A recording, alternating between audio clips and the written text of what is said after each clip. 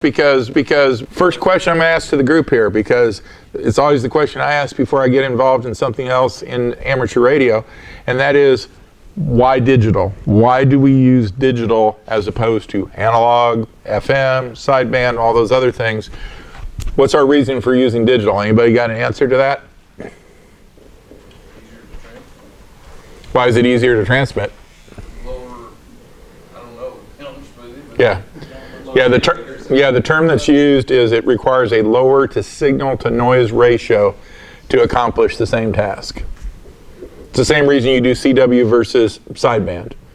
There's a lot of contacts I can't make on sideband. If I go right over to CW, have no problem, even on QRP, making them, because there's a lower signal to noise ratio. So that's a big reason for getting on HF digital, is if you've got a neighborhood association, and I'm going to pick on Rebel here, if you only have a 4-inch long dipole antenna on either side right there, a real compromise. But if you sit there and have a very compromised setup, a lot of us, especially that are in the suburban area of Tulsa and urban area of Tulsa, you have a lot of electrical interference on the bands right there. That cuts into your signal noise ratio. At the end of the day, digital is a way to make contacts that you couldn't make any other way, especially on voice if you tried to make them there. And just to give you an idea of the order of magnitude difference we're talking about when we go into digital, some of the digital modes are a full 20 to 30 decibels less required signal strength in order to make a contact. Well, if you go back to your engineering textbooks, I'm sorry, I have to give my call sign here, AE5ME, Truth in Advertising here. I'm Aerospace Engineer 5 Mechanical Engineer, so bear with me here. But all kidding aside, if you go back to your engineering textbooks, 10 dB is a 10-fold decrease in signal strength. So 20 dB is how much less in signal strength? 100-fold less. It's a logarithmic scale. So if you go 30 dBs less, it's 1,000-fold less signal required. In other words, if you had your linear amplifier on and running 1,000 watts, if you can go 30 dBs less, you can run on 1 watt. Huge difference right there. So that's why I got very excited in digital. The other side to digital is in the definition digital itself, which means ones and zeros, ons and offs. It's a very discrete way of operating. So you're either there or you're not with your various bits that go through the system. And what that allows us to do is send data, allows us to send text, allows us to send pictures, do all types of neat stuff. And there's persistence in what you have. No offense to the people that are doing HF work on sideband, but once you make that contact and once you're finished with it, that's it, unless you had a recorder with you to actually record the transmission. Everything I do on digital, I save the log files. I can go back to it years later and see exactly what the text was, and vice versa. People that contact me can do the same. So it allows you to store the information that you're actually working with. The third thing about digital that makes it totally different than what we're used to as well is there's not a degradation in the data as it goes from step to step to step. If you ever listen to a linked repeater system that has multiple nodes in it where it's going through multiple gateways to get there, if it's a FM type system, as it goes through each of those gateways, you're going to pick up more and more noise, less and less signal strength. You eventually get to a point you can't even hear it. If you do it via person, which we have done with our Aries activities, where I call another station and give them a message, and they turn around and give that message to somebody else, and you've played the trick where you sit in a circle and everybody passes the message around the end of the circle. I guarantee you by the time you get 6 or 7 down in there, the message changes meaning. So, great thing on HF Digital is I can turn around, send the exact text to the next person, the exact text to the next person, exact text to the next person, and I don't lose fidelity. So it's a huge advantage to digital there. That being said, just to tell you guys today, as we're going along here, if you have questions, jump on in. Do not feel like you have to wait till I get to the end of a slide or anything of that sort. I want there to be interaction in what we're talking about today. And I'll even sacrifice covering everything in the slides here if there's stuff that we want to go in depth with. The first thing that you got to do to get into digital, once you've decided that you want to do it, is make sure you've got a good sound card interface, because it will either make the experience really, really, really good, or in the case of somebody standing right in front of me here, it can make the experience very, very frustrating. But if you don't have a good sound card interface, or you don't know how to use it, or it's not what you need for the experience, you will frustrate yourself very quickly. And it's very important to get that part right. There's a lot of interfaces that are out there. Everybody's making a different flavor of the interfaces. These are just some of the ones that are available. And I'll just give pros and cons on it real quick right here. If we look at the SignalLink, Rig Blaster, the MFJ interfaces, they're pretty much all the same technology. What they are is an interface that has transformers that go between your radio and the sound card that's either built into it or the sound card in your computer. Why do you need transformers? Because the impedance on your radio probably does not match the impedance in the sound card. And you will get ground effect loops, buzzes, things like that in received signals if you don't have those transformers. So the transformers are very important to begin with. But you also need a keying circuit in there, because if it's going to send something out, it has to tell the radio, I'm getting ready to send right now. You can wear yourself out if you become the human keying circuit and try to key up every time that it needs to send data. So SignalLink, Rig Blaster, and the MFJ interfaces work very similar. Technological breakthrough that's recently hit the market has been the Repeater Builders interface. That really is a top-notch product, and especially when you get out of HF into VHF and UHF, it has some capabilities that nobody has in the market right now, namely high-speed data capabilities. The way they set up their transformers within their actual equipment allow a much larger frequency spectrum to be covered by it, and so anything new that I'm building, I go Repeater Builders, but traditionally I use the SignalLink product in the past for my HF work. DigiRig makes an interface. It's a very good interface. There are also some other options that are available on eBay, and there's all different types of brands, and everybody has those things. Don't like to pick on brands, but when you look at the SignalLink, Rig Blaster, MFJ, Repeater Builders, that class of products, those products are relatively easy to configure. When you start getting into the DigiRigs and the ones that are built on eBay, most of those don't have as much flexibility. They're not as user-friendly. Meaning that I don't discourage you from buying those, but if this is the first time you're ever getting into this, you probably don't want to go with the high degree of difficulty interface, because then you're going to be sitting there staring at yourself saying, man, this is the hardest thing ever. So I kind of steer people away from the DigiRigs, the eBay interfaces, the things of that sort, because if you get into those and then you spend 20, 30 hours trying to get them to work, you're going to be frustrated. Give an example. I was helping out El Marino local ham here, and he literally was 24 hours, eight hours a day, 3 days into, he couldn't get his interface to work. Well, the problem was their driver software was faulty.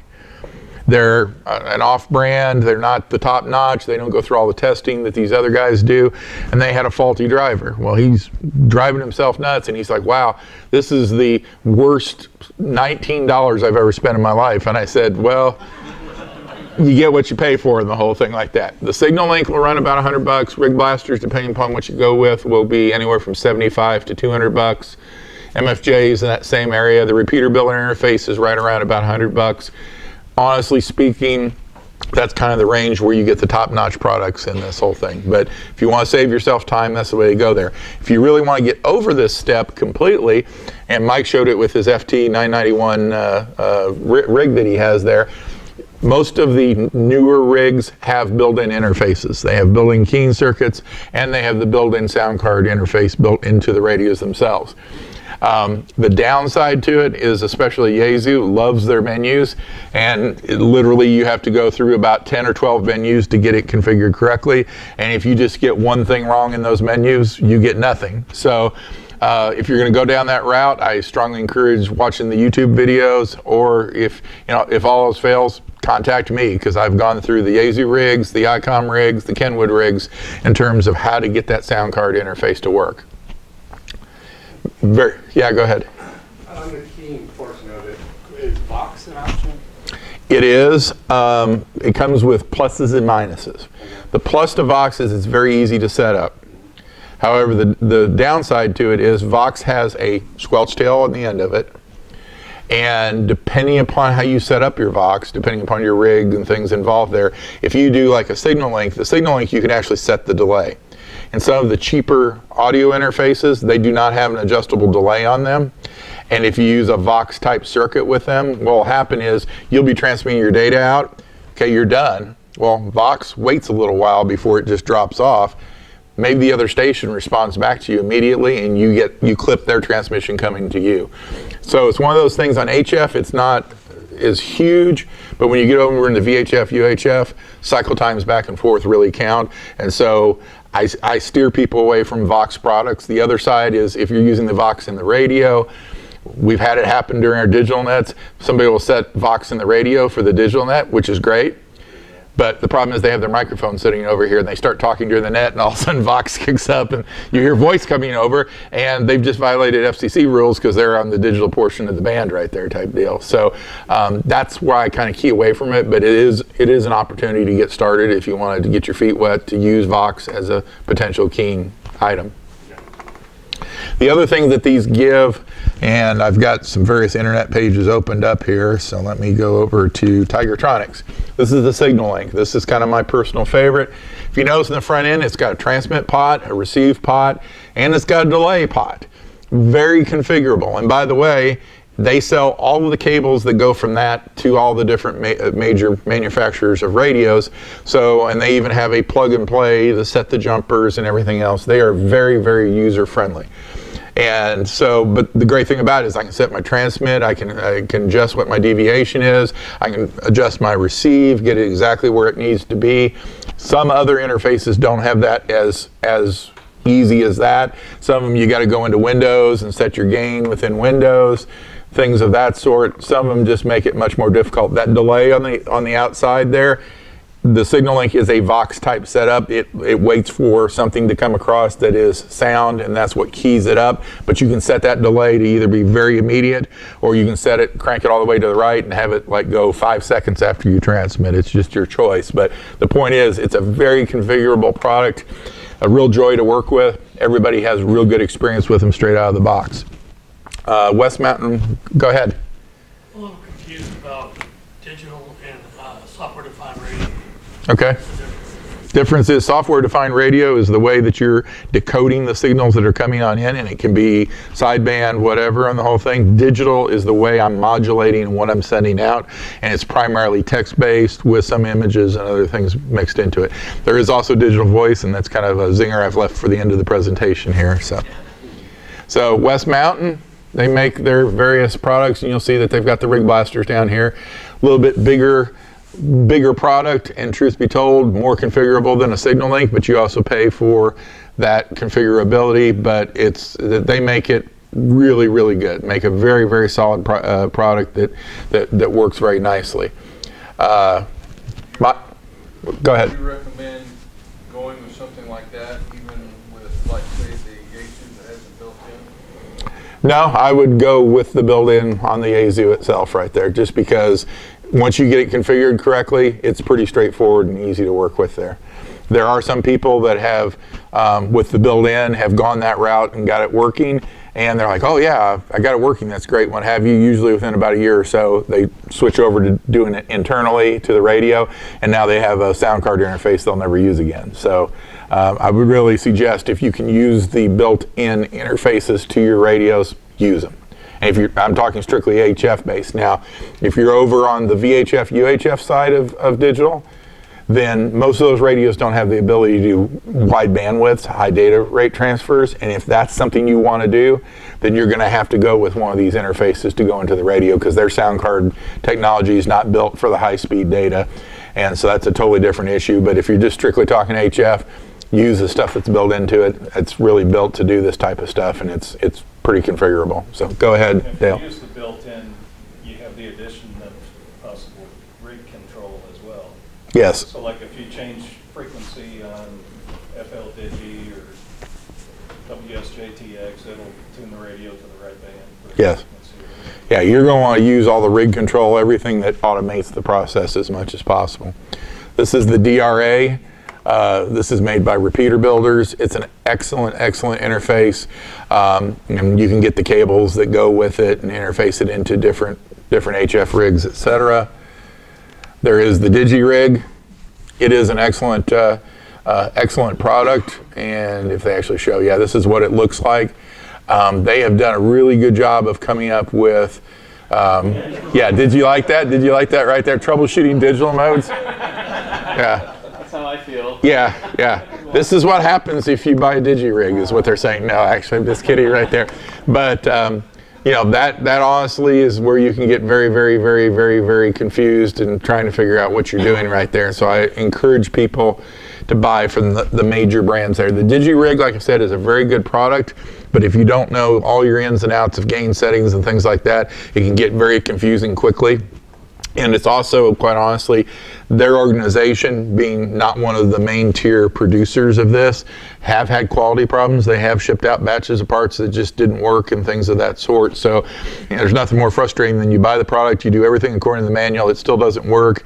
You finally get back with the manufacturer and they tell you, yeah, there's a bug in there, and we found out the last 100 we shipped out have a quality problem and everything else. So you know, that's the downside of going that direction. Let's see. That's another slide for another day there. So, going back to the main presentation, get your sound card interface right to begin with, because if you don't have that, you really aren't going to be able to work digital effectively there. You will hear stories, and I used to be one of the people that did this. Some people would even work digital by coming straight out of their computer and hold their microphone next to the speaker or whatever as a demonstration. It's a nice little party trick, but it's not a way to live right there. Reality that happened to me was I took a lightning strike several years ago that took my signal link out. I still had, I think at that time, 7 different digital nets that I had to continue to operate on. So I went to the handheld mic with the speaker and doing all that just until the next signal link was going to show up.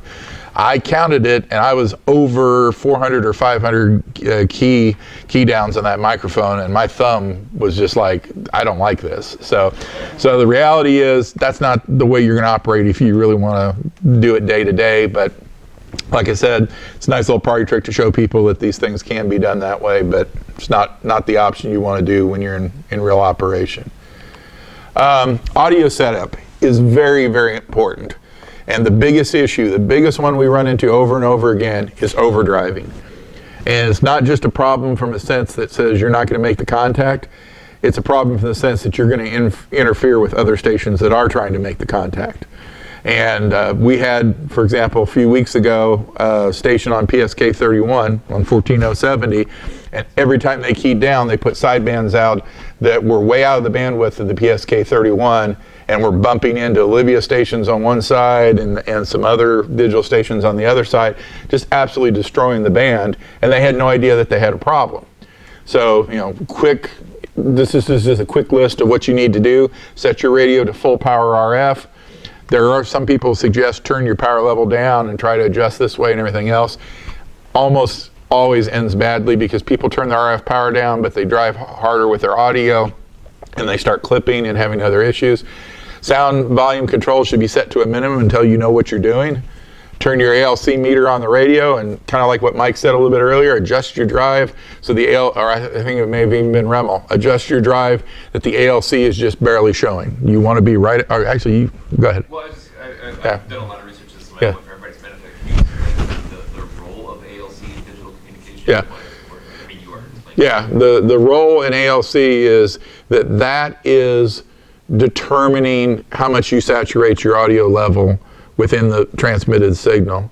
And automatic level control, if it's working with a human voice, is going to try to do things to fill up that to make single sideband, you know, be able to get more power out. In digital, a lot of times it works against you because you're sending a very strong carrier to begin with, and if you're not careful and ALC adjusts too much, it's going to overdrive your output. And you'll hear a term that's used over and over again in digital communications. That's linearity. We have to keep our signals linear. And when you start losing linearity, you're going to lose fidelity, and you're going to start splattering and causing issues across the band there. So ALC, you're going to adjust to a point, or you're going to adjust your drive to a point where the ALC is just barely reacting to what you're doing. Ideally, you don't even want it to do anything to your digital signal. You want it to completely stay away and not start messing with it because you're not voice. There's a little bit of this visible when you're listening on HF phone. Yeah. You're dialing around and you're maybe 1,500 hertz away from some other station. And the QRM you hear is louder and softer and louder and softer and louder and softer as they speak. Yeah. And it's the volume that they're raising in their voice that is the signal level that we're talking about here. Yep. And so when you hear that going up and down and up and down, think about that effect is what you're creating. If your level's not right, you're creating the loudest moment, Yeah. right? And so what you want to create is the softest moment so that you're not really present anywhere else in the spectrum except the narrow band of the channel that you're using. Yep. Yeah, in the case of PSK, for example, you're in a 31 hertz bandwidth. And if you remember on voice, you're 3,000 hertz.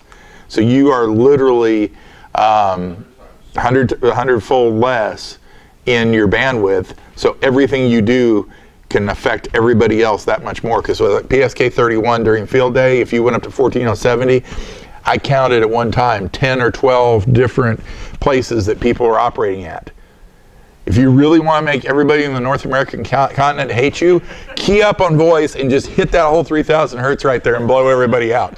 Not only will you get hate mail, but people will come to your house for the whole thing. But, you know, all joking aside right there, you're looking at a very small bandwidth you're working with, so anything you do, you have to be very careful with, because if you get out even 100 hertz from where you're at, which would be nothing on voice, nobody else would care about it. On digital, there's somebody over there on PSK 31, he's like, wow, I just got blown out of here, I can't talk to anybody right now. And there's nothing more than annoying than to make a contact with somebody, and then all of a sudden somebody keys up right there, and then you lose that other station. And we had a very good contact with the RCWA. We had a very good contact out of the Caribbean, and we could not finish the contact on field day because another station was bleeding right on into our transmitting deal. It was just like, wow, you know, you gotta watch what you're doing. And We always just talk about the work all neighbors. that's right, work to all neighbors. If their lights are flashing, you have a problem there. Yeah. And so when your signal's too wide, too overmodulated, too much energy is coming Yeah. out in a wider spectrum than what you would expect, that's when you start getting into trouble. Yep. And the same thing applies for digital modes. You don't want to have the work all neighbors award. Yeah. So Jeff, with these warnings, you know, Yeah. if I'm getting started in digital, let's say by myself, I've set everything up the way that you suggested. You know, maybe I've got a little anxiety of am I splattering? How can I check that? Two things, right? There's really three main areas that we recommend to everybody. Number one, if you're trying to police yourself and you only have your own radio, check your ALC. Make sure keep your eye on your ALC. Number two is if you can buy an SDR, even a SDR dongle or something of that sort, turn it on, look at what you're putting out, see how clean it is or how dirty it is, and make your adjustments accordingly. Third of all, if you don't happen to have an SDR dongle, make your first contact with a friend, with somebody who knows where you're going to be at, when they're going to be there, and we'll give you feedback. And it's something several years ago when we were doing more of the digital nets here locally, we would sit there and do cleanup night, and we would have people all transmit, and I would sit there and give them critiques. Hey, that one's a little bit hot right there. You're starting to throw some sidebands out here. We're having an issue. No, that one's perfect. No problems on that, and what have you. And it was actually funny because being net control of that, one night I actually got on and a gentleman was like, I hate to mention this to you, but you're starting to throw some sidebands here on PSK. And I was like, well, why should I be throwing some sidebands? I realized that there had been a Windows update and the volume setting on my Windows had moved, and I was actually overdriving. And the problem was, and I'll admit to it, you're all going to make a mistake sooner or later in life. If I'd been looking at my ALC right then, I would have seen that I had moved up and was several bars into the ALC. So it's always good to have friends on the whole deal. And generally speaking, similar to HF voice, people will come back to you and say, hey, look at your splattering, what have you. You'll usually see that coming across the various software there. But yeah, get the worked all friends, yeah. Yeah, if you do that, people are willing to work with you. That being said, once you get to the point that you decide, hey, I'm going to do digital, the real question comes, what do I want to do in digital? And if you pick the highest degree of difficulty thing to do in digital as your first step, chances are you're going to get frustrated. You're going to be like, hey, I don't know the basics here. I'm kind of stumbling through this. So I always suggest you start with the easiest stuff and then work your way up as your confidence level increases. You don't necessarily have to do it this way, but these are kind of in the order of degree of difficulty here. And I really suggest starting with WinLink just because it's fairly straightforward. It has the modem that comes with it is very automated. It makes its own choices for you. And so it's a good way to get on the frequencies and know what you're doing and build your confidence. Right behind it is the VAR chat program, VAR AEC, and that actually has its own Facebook group there. And that is a great program. WinLink, if you send a message and you get a message from somebody else, is not very much real-time chatting. It's very much, send a message, get a message back. VARA chat is real-time chat, real-time file transfer, real-time everything. So that's a kind of a way to get your feet deeper into it. And then the next one I would say up in terms of degree of difficulty is the WSJTX software, which you guys have heard about FT8. Doesn't just mean FT8, you got JT4, JT9, JT65, FT4, FT8. You got a lot of different flavors of different modulation schemes. But once again, that's a very automated program that making a contact with it is pretty straightforward.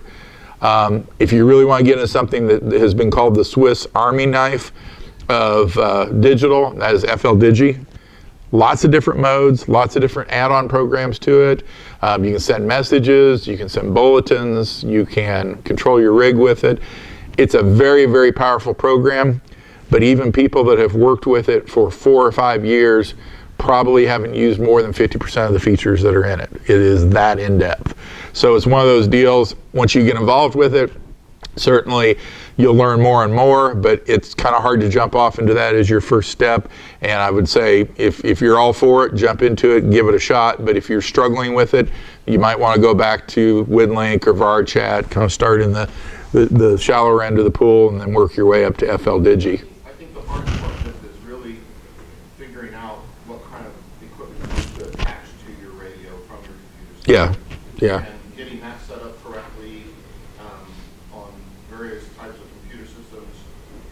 You're almost always going to have a microphone and an output speaker, whatever you want to call it, that goes to the radio. Yep. So the radio hears what, and so those two things have to be in the right ports and hooked up the right way. Yeah, sound card interface makes you or breaks you in this type of deal. So just starting with listening, even if you're not going to use FLDigi, but just starting with listening on FLDigi or WSJTX, you can at least go to the frequency, hear the modulation, and try and get your audio to receive what's going on, right? Yes. You can start with that without having to worry about, am I transmitting, am I going to break my transmitter finals, am I doing something wrong with transmitting?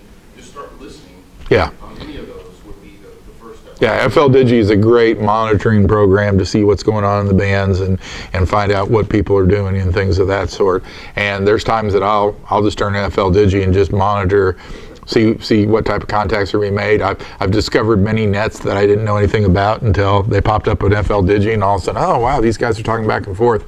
I used to be a big participant in the Minneapolis, Minnesota net, and the way I ran across them was literally one night just monitoring FLDigi and was scanning the band. Oh wow, that's neat. What are these guys talking about? And I hopped on in, and the one guy says, so something to the effect of, what city are you in? And I said, Tulsa. He says, well, that doesn't sound like Minnesota to me. And I said, yeah, Oklahoma, dude. And then that was kind of funny because I said Oklahoma, dude, on that. And so we opened up our own operation. You've seen POTA, Parks on the Air, Summits on the Air, SOTA. We were dudes on the air, DOTA. So it was a good time. But anyway, sometimes just monitoring, you're going to run across stuff that's going on there. The last one I'll talk about in the software, and if I have time, I'll talk about this. How many of you were aware there's digital voice on the HF bands? A few of you guys. How many of you were aware of FreeDV? How many of you guys, at least one over there, how many have actually operated on FreeDV? Is there anybody? We got to get people on FreeDV. FreeDV has its own built-in codec, and if you have really, really good band conditions, the audio quality is very similar to FM, which is really amazing considering you're working HF on-side band and you get an FM quality signal coming through it. You got to have really good band conditions to pull it off, and if your band conditions aren't so good, you can go to a mode that sounds more like sideband, but it also has a very favorable signal and noise ratio, a lot of fun to play with. Kind of the expansion that could happen with FreeDV hasn't happened in the last few years is you could send data along with your voice, so you could actually sit there and send information that goes along with it because it's just digital information going out there. So very similar to your Yaesu System Fusion and other radios that give you call signs, things like that. FreeDV gives you that information and would have the potential to do more as development moves on with it. Yes. Talking about FLDigi and the many modes that are in FLDigi. If you're looking at an SDR, you're watching the waterfall, you're watching the signals, and you see a signal that you don't recognize, Yep. how can you find out right here. Actually, I had it part of the presentation right here. It's called Sigi Dig Wiki is what it's called. And there's the website right up here that I've got. And it actually lists on this site, will give you what the signals look like in the waterfall. So if you come along, and I'm going to give you an example here. Go down to PSK 31. I'll get there eventually. Pactor, we're going our way there. Come on. There's PSK 2K. I like it because it actually has the sound. Yeah. So here, so here's and it has the sound as well. So like for example, I'm just going to pick PSK 2K, which is a high speed PSK one here. You'll notice huge bandwidth, lots of stuff going on with it, and then I can click on here, and I think I got my sound set turned up here. Come on, can you do it? There it is. Hear that? So you can actually play it back. So if you're going across the band and you see something in the waterfall that looks like that, you first sit there and say, what is that? And then you can actually play this and say, do these two kind of sound similar to each other? And then if I go a little bit further down, you'll see here's PSK, and it talks about the most popular mode is PSK 31. And if I hit the play button on this, we're all familiar, we've heard that on 20 meters a bunch of times, but it gives you a chance. Extremely clear. Huh? That's an extremely clear. That's an extremely clear. That's the guy that did it right. That's the, well, and this is the point, is that you can hear this in your transmitter. If you plug your output instead of going to the radio into a speaker or your headphone, Yeah. you're going to hear something that sounds that clear, and you're going to go, oh, this is brilliant, right? But after it leaves your radio, it's not going to sound like that if you don't have the levels on your radio set correctly. Yep. If you happen to go around some of the contesting times for RTTY, there's radio teletype, and you see what it kind of looks like in the waterfall, and you'll hear the warble of RTTY right there. Say, Jeff, what is that website? It is www.sigidwiki.com, and if you go to that, it will take you to the different amateur radio modes. This website actually has, beyond amateur radio, it actually has all of the different digital modes outside of us, including Project 25 and everything else, all the other stuff the commercial people do. Yeah. So to answer your question, there are places you can go to figure out exactly what am I listening to, how do I find it, and everything else. In addition, the FL Digi software has an item called Reed Solomon ID, RSID. And I can't say every net that I've ever run uses it, because there's times like, especially PSK 31, I'm like, I don't want to sit there and spend 3 seconds identifying what I am every time I'm in the net. But when we did Olivia nets, Olivia 8500, when we did MFSK, when we started doing Thor, which nobody knew what the heck that was, then I would put a radio identifier in the front end. And if you were listening and you had your FL Digi set up to do signal identification, it would hear that identifier and automatically change you to the mode that the other station was operating on. Yeah, which is really nice. And this actually happened during a net. It's really nice when you're the only person in that 3000 hertz, but you're doing a net there and all of a sudden somebody jumps on and they go into a different mode over here. Everybody in your net gets switched over to the other mode. And we had that in the middle of the net. It's like nobody's responding back to me. And then I'm looking over about 300 hertz over, and I've got a friend over there. So I went over there to that frequency real quick, and I said, and the funny thing is, not only does it change the mode, but it will also change your center frequency to that place. All of a sudden these guys were over there and they're like, yeah, this isn't Jeff that's talking to us right now. And they were talking to the other guy, and he's like, well, you guys found me and everything. Found out he was using the RSID. So it's one of those deals that with great automation comes the ability that you sometimes have to turn it off. Yeah. You have to turn off because it may take you in a weird spot. But robust packet is another one. If you hear this is an interesting mode.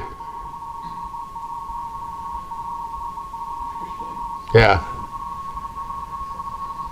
Yeah. And by the way, if you're totally lost, let me get this other one working here. I just had to throw this one in. This is sideband voice. Yeah, just in case you see this up on there, it's not a digital mode. It's the guy talking to his friend.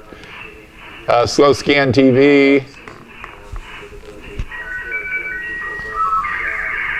Yeah, you hear that on slow Is that scan. Robot 36 or something? It's really fast. Yeah, it's a very fast robot mode.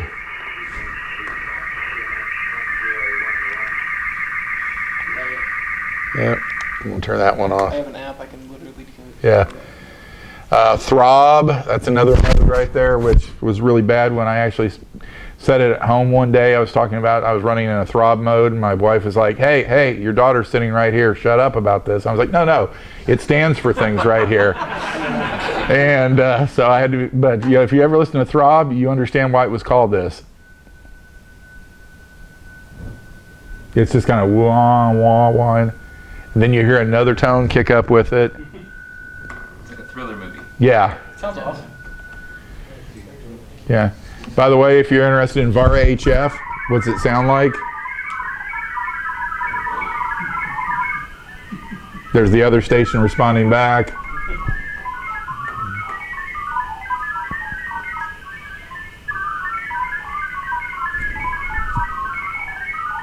Now, can you guys hear the faraway station and the near station, how they're going back and forth? Did you notice that they key up very quick in sequence with each other? This is the reason why Vox keying would be a problem on that, because if you're using a Vox keyer and you went beyond the end of that, that other station responds back and you're still keyed down, you don't hear them, and then you're waiting, and then they're waiting, and you'll hear what's called a ping pong collision. And what'll happen is the other station says, oh, you didn't hear me, hey. And then I'll call back. Well, they have Vox on their side, let's say. They don't hear me, and we start ping-ponging back and forth and getting annoying there, and then eventually it disconnects. Let's see. Whisper is another mode. Yaesu System Fusion they even have in here, which, by the way, Yeah. yes? Can we hear the beacon on the Whisper? Yeah, sure. Yeah, I'll play it here. Now, whoops, I think I went right by it.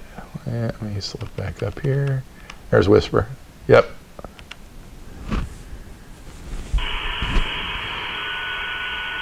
You just barely hear it there.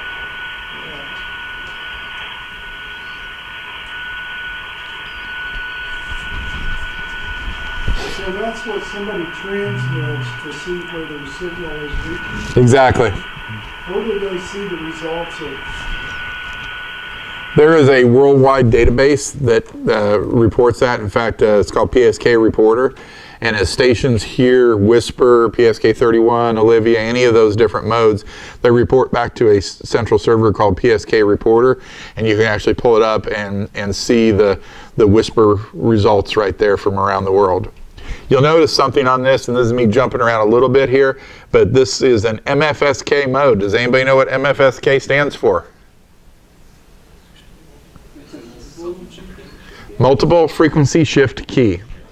Okay, the reason this mode is so powerful, and this is why digital beats CW. No, I'm just kidding right there, but this is the reason why digital has the capability to go down lower signal levels than CW, is because instead of just doing one frequency, which is what CW is, it does multiple frequencies and shift keys between them.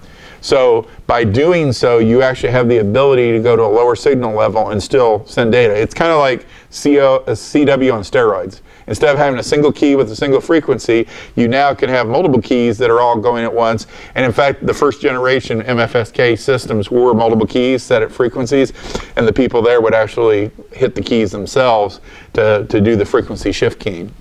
But the idea behind Whisper, for that matter FT8, any of those modes, is they very slowly change between frequencies. And if you listen especially to FT8, it's a very slow process that it goes through. By doing so, it allows it at a very low signal noise ratio to still get the signal on through. Brings me back to CW being done during the Cold War days, when they used to have stations that would send CW to the submarines, and their CW was ultra slow. I mean, if you listen to it, it was long dits and dahs, because they were in such low signal noise ratios. The other station had to listen real close because there was always fading going on in the bands and everything else. So Whisper, FT8, all those modes use frequency shift key to get the message through. And let me see if I can go up a little bit further here. We went to the end of the alphabet.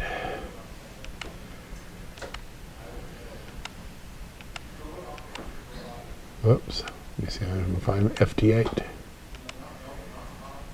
There's FT8.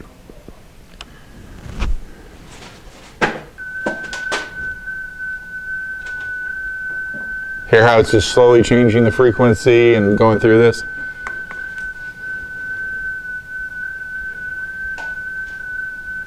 And each transmission is about 12 seconds long, but it's only, if I remember right, it's only like 36 characters or something like that. It's a very small number of characters. So it's definitely not speedy mode, but it is a mode for getting information through the bands, even when they're really, really bad. Of course, we've all heard the stories about people making FT8 contacts from here in Oklahoma to Australia, to Japan, places like that, even when our band was not as good as it was back in the 1980s. What is the GFSK again? That is Gaussian frequency shift key. Gaussian frequency shift key. Jeff, as we're scrolling through this, you know, if I'm trying to decide what I want to do as a digital mode, what are some of the benefits, what are some of the drawbacks of one mode over the other? Well, what it basically boils down to is you can pick, and there's actually a comparison page that I had in the presentation here. It's in the FLDigi user's manual. And I strongly suggest anybody go to this user's manual if they're trying to figure out what mode do I really want to run at. You'll see all the different PSK modes.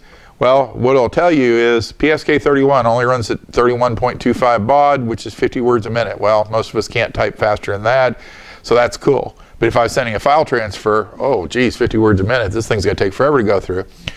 But because it's very, very low bandwidth, it's gonna get through where other things don't. If I go all the way up to PSK 1000 C2, which is 2-carrier PSK 1000, oh wow, I get 3,200 words a minute. I can transfer a file quickly. But you know what? I have never, on PSK 250 even, been able to transfer a file over HF bands effectively, because you just can't get the signal-to-noise ratio to be high enough to pull it off. If I'm doing VHF or UHF, it's a whole nother story. If I'm doing it through a repeater, good for me. But if I'm doing this in the real world in HF, as I go to higher data rates, bigger bandwidths, the signal-to-noise ratio will probably not support me in those high data rates. PSKs traditionally, and there's more information available on the net about this, but PSKs traditionally in very, very narrow bandwidths really make it through well. They don't hold together so well in wider bandwidths. However, they transmit data a lot faster in a narrower bandwidth than a frequency shift key signal would. PSK stands for phase shift key. So instead of sending the tones and sending a tone and moving the tone around, they actually move the phase of the sine wave, which is the tone, and depending upon how that phase is shifted, depends upon the data that gets transmitted with it. It's great, as you can imagine, if you have any disruption in a small part of the signal, PSK just drops out immediately, whereas a frequency shift key, if I'm transmitting that for 4 seconds, anytime in that 4 seconds, if I have that tone, that's a 1. Okay, great. Move to the next one. Oh, now I got a 0. Now I got something else. Whereas with phase shift key, there's more of a chance to lose data with that. So typically, it's not as robust. The thing is, you got to go narrow bandwidth, which is why PSK 31 got to be so popular. Was narrow bandwidth, you can pull it off. Wide bandwidth, not so much.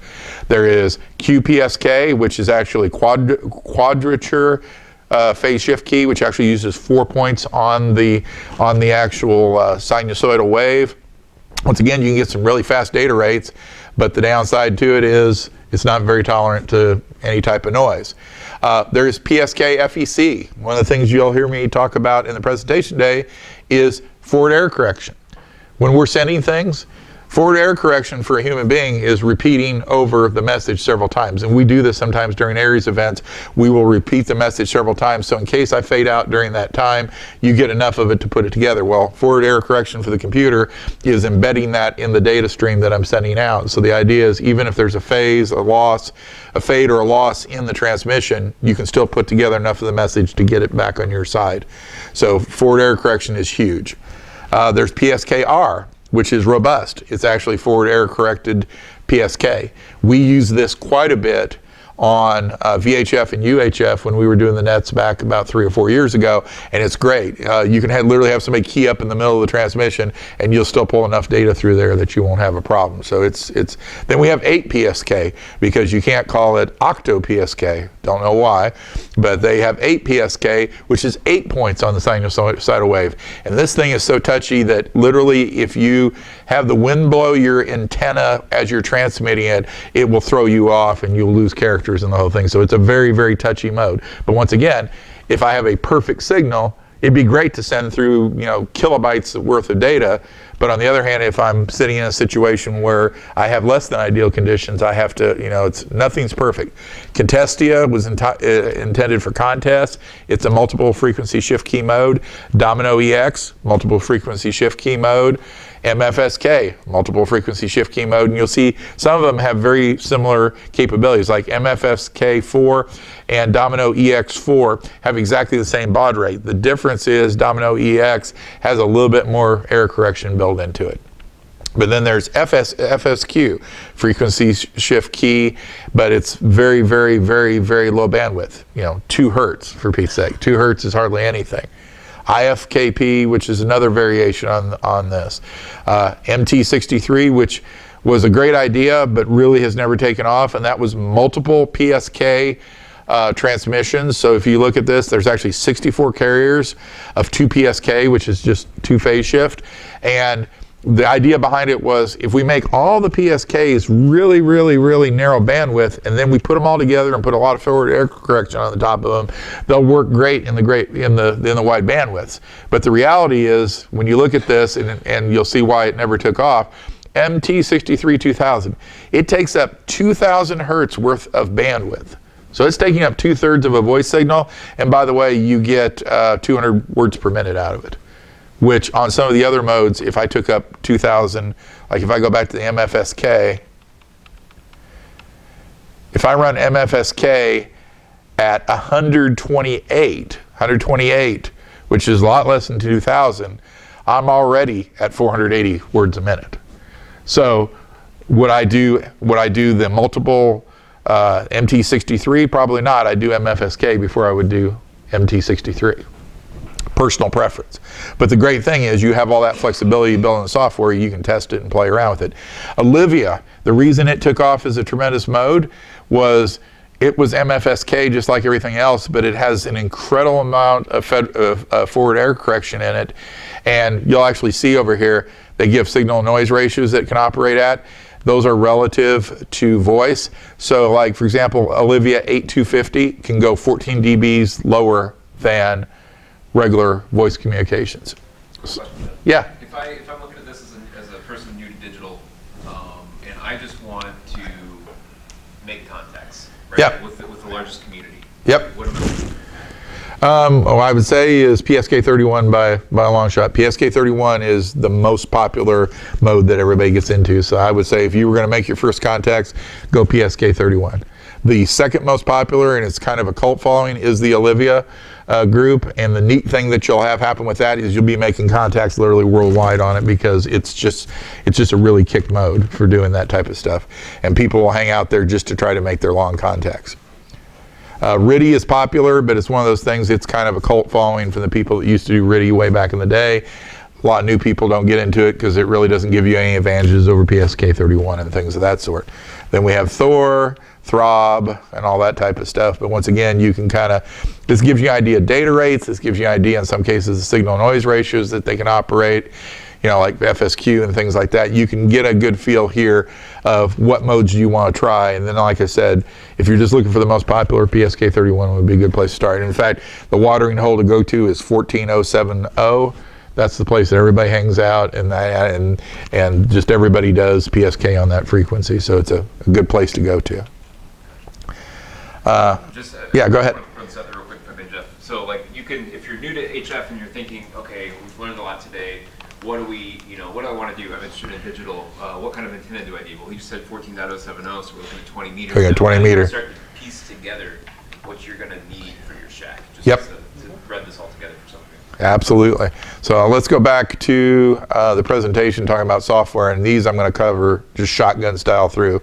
First software I'm going to cover here and just show on the screen here is a software called WinLink. And I've got it up, and I've actually got it up ready to go in connect mode. And then there is a modem that goes with it that is called the VAR HF modem. I've actually set mine up to pick up the noise within the room here. It's running on the local sound card. But the idea behind this is with the WinLink software, if you look at it, it looks surprisingly like something you probably use every day, which would be Outlook or Outlook Express, any of your email packages. It is an email package. So you send it to a particular call sign, and then when you're ready to go, all you do is go up here and say, start connection. And it's trying to call for a station that's not hearing it right now, so it's going to time out after 10 shots.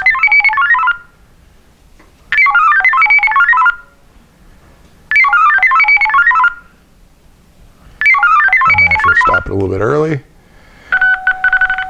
Even does a little CD or CWID on the end. One of the great things also about WinLink is those are all the gateway stations that are up 24 hours a day and run automatically. So the great thing about if you start here is you don't necessarily have to get on net when it's exactly being held. You don't have to find a friend to do it exactly at a time. You just find a station that's close to you, try to connect to them, try to go on through and everything else. Go ahead. If I understand right, then this actually for the digital mode has to do with infrastructure. Is that correct? Going over the web? Yes. Yeah, it can be done both ways. The question was, this has to do with infrastructure. There are gateway stations that are connected to the web that carry stuff down to what's called the central messaging servers, but you can also operate peer-to-peer with this, and that's like what we do typically in exercises. We'll go to peer-to-peer, so it's just a strictly radio-only connection right there. So you have flexibility either way, and in most cases, we haven't had a widespread internet outage that's taken out the whole internet in the United States, so chances are you would be able to find a gateway that would be able to send your message on through. So this being said, you can see there's plenty of places. 85 EO is not too far away from us. They're 329 kilometers away, etc.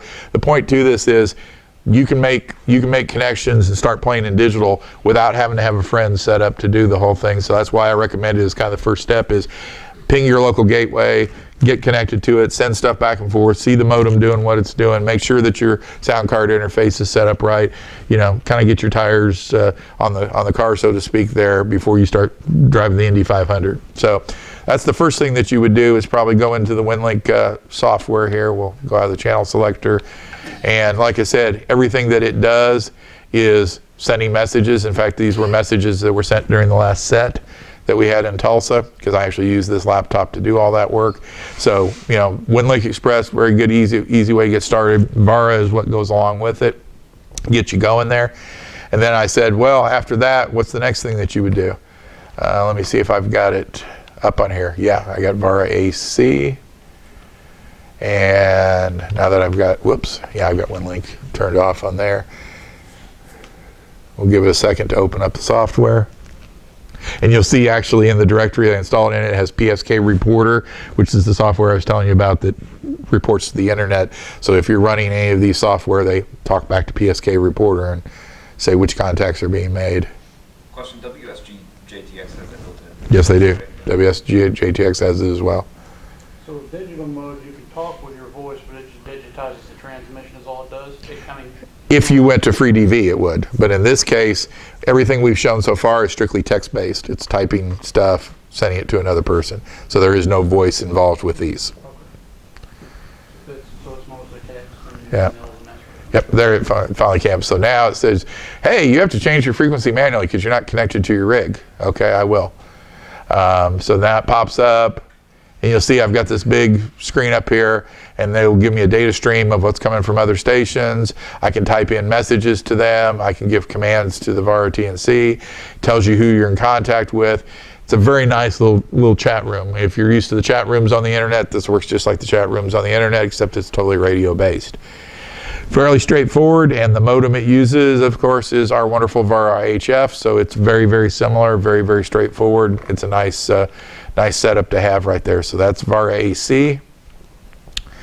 Next one I said on the degree of difficulty that you would jump onto would be the WS JTX software. This is an example of the WS JTX. We're not seeing anybody up on the air because we're not plugged into a rig, but if I say enable transmitter, It will actually, the way it works is it will wait through a certain period of time before it transmits. It's in 15-second cycles. So it's going through those cycles, and if we let it go through the cycle, there I am warbling to my friends.